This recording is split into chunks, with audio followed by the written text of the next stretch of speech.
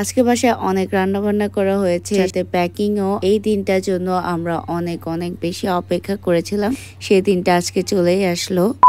আসসালামু আলাইকুম এভরিওয়ান, আশা করি সবাই ভালো আছেন। আমি অনেক ভালো আছি। এখানে আম্মু চুলায় নিহারি দিচ্ছিল তার আগের দিন রাতে, অ্যান্ড তার পরের দিন আমি শাওয়ার টাওয়ার নিয়েই আমার ফেশিয়াল হেয়ার রিমুভ করতে বসলাম। ভাবলাম যে তোমাদের সাথেও শেয়ার করি। আমি সচরাচর 15 দিন পর পর এটা করি, বাট এটা তোমাদের গ্রোথের উপর ডিপেন্ড করে। যাদের একটু বেশি গ্রোথ তারা হচ্ছে সাপ্তাহিক করতে পারো, আবার যাদের মোটামুটি গ্রোথ তারা 15 দিন করতে পারো। 15 দিন পর পর করলে আমার কাছে মনে হয় বেটার। আর সবার আগে তোমার ভালো একটা রেজার ইউজ করতে হবে, ভালো কোয়ালিটি, অ্যান্ড ওইটা প্রপার ক্লিন করতে হবে, একদমই যাতে মরিচা না থাকে ওই রেজারে। ভালোভাবে ফেস ওয়াশ করার পর আমি আমার স্কিনে একটা অ্যালোভেরা জেল লাগিয়ে নিয়েছি। ড্রাই স্কিনে কখনোই রেজার লাগানো যাবে না, এটা যে কোনো ধরনের দুর্ঘটনা ঘটতে পারে। এক হাতে যে পোর্শনে করবে ওইটা টান টান করে ধরে রাখতে হবে, তারপর একটু একটু করে নিচে নামতে হবে।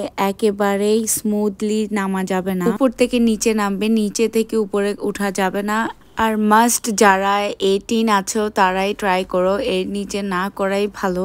আর একটা মিথ আছে যে ফেশিয়াল হেয়ার রিমুভ করলে মোটা মোটা উঠে, এটা একদমই ভুল কথা। তবে হ্যাঁ, একটু ভালোভাবে করলে সবকিছু ভালোই যায়। আর ফেশিয়াল হেয়ার রিমুভ করার ফলে তোমার স্কিন আরো বেশি স্মুথ মনে হবে। আর যাদের অনেক একনি আছে তারা এটা অ্যাভয়েড করো প্লিজ। তারপর আমি ফেসটাকে ভালোভাবে ক্লিন করে আমার ফেভারিট ময়শ্চারাইজারটা লাগিয়ে নিয়েছি। তারপর কিচেনে গিয়ে দেখি যে অনেক রান্না বান্না চলছে। এদিকে নেহারি পুরোপুরি সেদ্ধ হয়ে গিয়েছে আর আম্মু বিরিয়ানি রান্না করছে।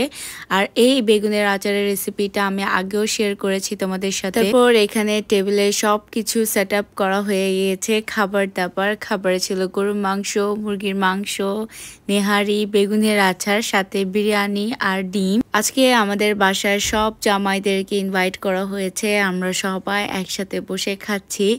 আর এখানে টিটু ভাইয়া নাই, কারণ টিটু ভাইয়ের ট্রেনিং ছিল, সো উনি জয়েন করতে পারেনি আনফরচুনেটলি। আর বেগুনের আচারটা যারা এখনো ট্রাই করনি, মাস্ট বাসায় বানাও, এটা অসম্ভব লেভেলের মজা। আর আমরা সবাই মজা করে এটা খেয়েছি, ওই দিনই শেষ।